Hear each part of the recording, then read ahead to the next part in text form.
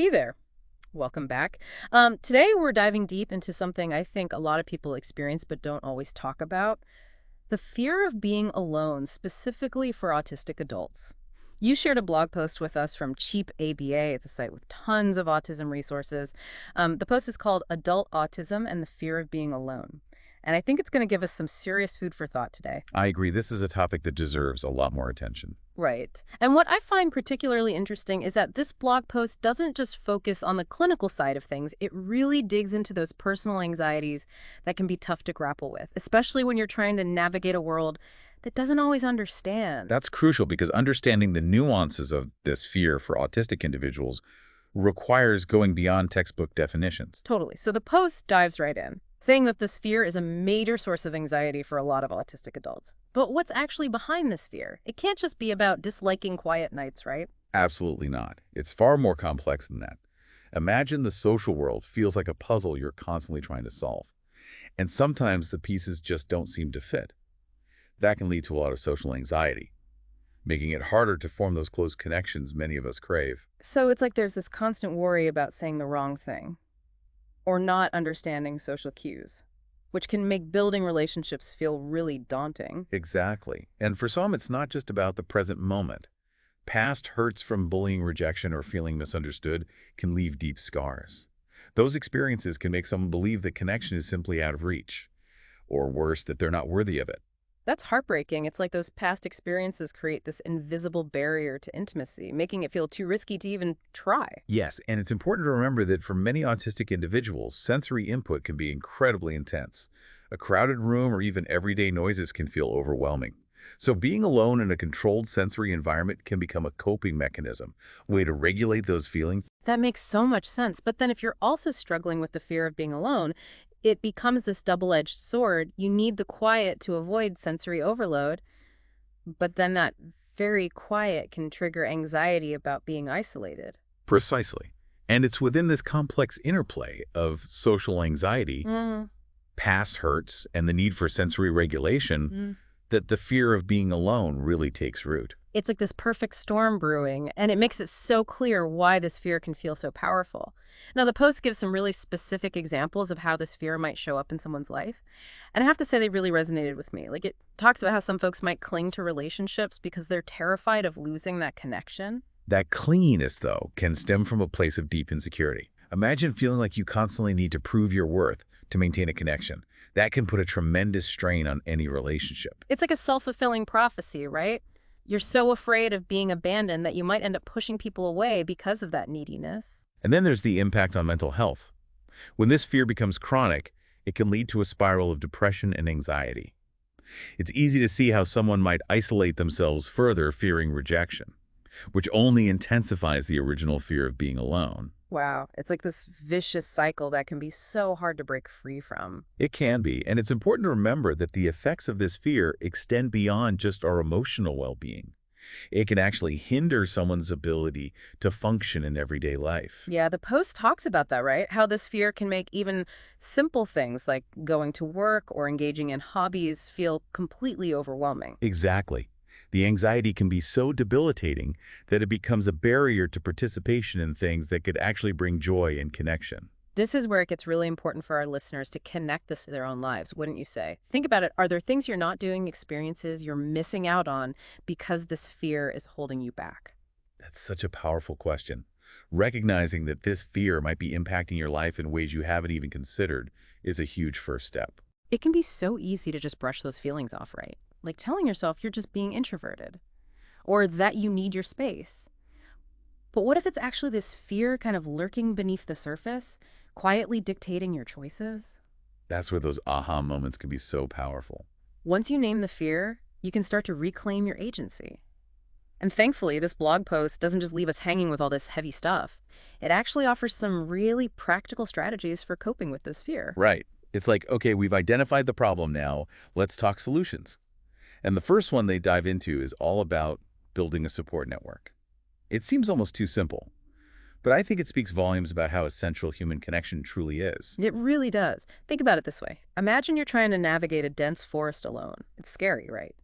But having a group of people by your side, even if they don't have all the answers, can make that journey feel less daunting. That's such a great analogy. And that support network doesn't have to look a certain way. It could be family, friends, an online community of people who get it, even a therapist who specializes in autism. The point is, you don't have to go through this alone. I couldn't agree more. And building that network can be a process. Start small. Maybe join a local autism support group or connect with folks online who share similar interests. Even just having one person you can confide in, someone who really listens without judgment, can make a world of difference. Okay, so support network check. What else does the post suggest? Well, it highlights the importance of engaging in activities, both solo and with others. And the key here isn't about being the best at something.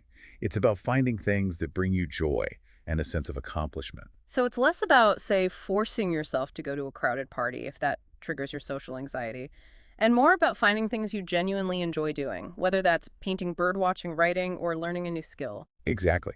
Those activities can provide a much-needed sense of purpose and accomplishment, which can be especially helpful when you're struggling with low self-esteem or negative self-talk. I love that. And I think for a lot of autistic folks, having those solitary activities can be just as important as the social ones. It's about finding that balance that feels right for you. Now, the post also talks about mindfulness. And honestly, I used to roll my eyes at that word. Like, come on, is meditation really going to solve everything? Well, it's not a magic cure-all, but think of it as a tool in your toolkit. Imagine those moments when the anxiety hits and your mind is racing, replaying all your social blunders. Mindfulness techniques like deep breathing or focusing on your senses can help ground you in the present moment and calm that inner storm. Okay, that makes more sense. It's not about erasing the anxiety altogether, but about having a way to manage it when it feels overwhelming. And the post points out that even a few minutes of mindfulness can make a difference. Absolutely. You don't need to become a meditation guru to experience the benefits. Even just taking a few deep breaths before a social interaction can help regulate your nervous system and reduce those feelings of panic. And for those times when those techniques aren't enough, or when the fear feels really debilitating, the post stresses the importance of seeking professional support. Finding a therapist who specializes in autism and anxiety can be game-changing. It's true. Sometimes we need a little extra help to untangle those complex emotions and develop coping mechanisms that work for us. And a good therapist can help you identify those negative thought patterns that might be fueling your fear and develop strategies to challenge them. It's like having a coach in your corner, someone who understands the unique challenges you're facing and can help you work toward your goals. Now, the last strategy the post mentions might seem surprisingly simple, but it's about establishing routines. Can you talk a bit more about that? Of course. Think of it this way. For many autistic individuals, the world can feel unpredictable and chaotic. Routines provide a sense of structure and control, which can help minimize anxiety by reducing those feelings of uncertainty. So it's like creating a framework for your day, knowing what to expect, which can help you feel more grounded and secure. It doesn't have to be anything rigid, just something that provides a sense of consistency. Right. It could be as simple as having a set bedtime scheduling time for a favorite hobby, or even just creating a consistent morning routine. These small acts of self-care can contribute to a greater sense of stability and well-being. And I think it's so important to remember that none of these strategies are one-size-fits-all solutions. It's about experimenting, finding what works for you, and building a toolkit of coping mechanisms you can draw on when you need them. Absolutely. And it's okay if something doesn't work right away. Be patient with yourself, celebrate the small victories, and keep trying until you find what helps you feel more empowered and in control. I love that. So for our listener, think about what we discussed so far. What resonates most with you? Which of these strategies feels like something you could try, even in a small way, to start addressing this fear? And remember, even taking one small step toward managing this fear is a huge accomplishment. Be kind to yourself, celebrate your progress, and know that you're not alone on this journey. Yeah, it makes you wonder how many people are out there feeling isolated and alone. And it's not because they want to be, but because they feel like they don't fit in, like they don't belong. And that feeling of not belonging can be incredibly isolating, and unfortunately can reinforce that fear of being alone. It's like a self-perpetuating cycle. It is. It's a powerful reminder that we all have a role to play in creating a more welcoming and inclusive world for autistic individuals. And it goes beyond just being polite. It's about actively challenging our own biases, advocating for accessibility, and creating spaces where everyone feels safe to be themselves. Absolutely. It's about shifting our perspective from what's wrong with you Mm. to how can I better understand your experience. I love that. And it starts with little things, right? Like being patient with someone who might take a little longer to process information, or not assuming someone is being rude if they don't make eye contact. Exactly. Those small acts of kindness and understanding can make a world of difference in someone's life. And on a larger scale, it's about advocating for policies and systems that support neurodiversity, Yeah. whether that's in education, employment, or healthcare. So it's about creating a world where being autistic isn't seen as a deficit, but as a different way of experiencing the world, with its own unique strengths and challenges. Precisely. And when we can embrace those differences, celebrate neurodiversity, and create a society that values all its members, I think we'll see a ripple effect. Those feelings of fear and isolation will start to diminish as people feel more accepted and understood for who they truly are. It's a beautiful vision for the future, and it starts with each of us. So as we wrap up this deep dive, I want to leave our listener with a sense of hope. The fear of being alone is real, but it doesn't have to define your life. There are strategies, there's support, and there's a community of people who get it. And remember, you are not alone in this journey.